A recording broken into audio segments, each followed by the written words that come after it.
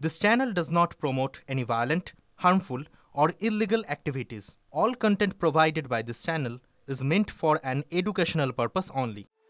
দীপাবলিতে বড় উপহারের কথা ঘোষণা করেছেন প্রধানমন্ত্রী নরেন্দ্র মোদী। জানিয়েছেন জিএসটিতে বড় বদল আসতে চলেছে।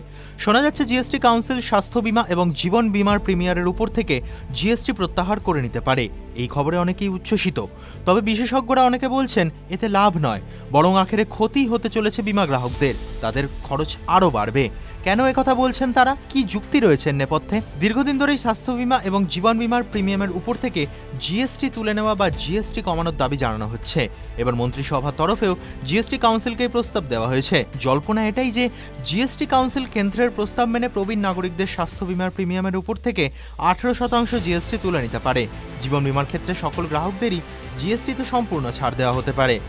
বাজার বিশেষজ্ঞদের অনুমান, এতে গ্রাহক সংখ্যা বাড়বে বীমার। মধ্যবিত্ত এবং প্রবীণ নাগরিকরাও বীমা করাবেন। তবে জিএসটি প্রত্যাহার হলে প্রিমিয়ামের খরচ কমার বদলে তা বেড়ে যেতে পারে। প্রিমিয়ামের খরচ কত শতাংশ বাড়বে? বিশেষজ্ঞরা বলছেন বিমায় প্রিমিয়ামের খরচ 6 থেকে 10% পর্যন্ত বেড়ে যেতে পারে। যদি সম্পূর্ণ জিএসটি সরিয়ে দেওয়া হয় তবে ইনপুট ট্যাক্স প্রভিশনও বাদ পড়বে। এতে বিমার প্রিমিয়াম বেড়ে যাবে। টিভি9 বাংলা ডিজিটাল।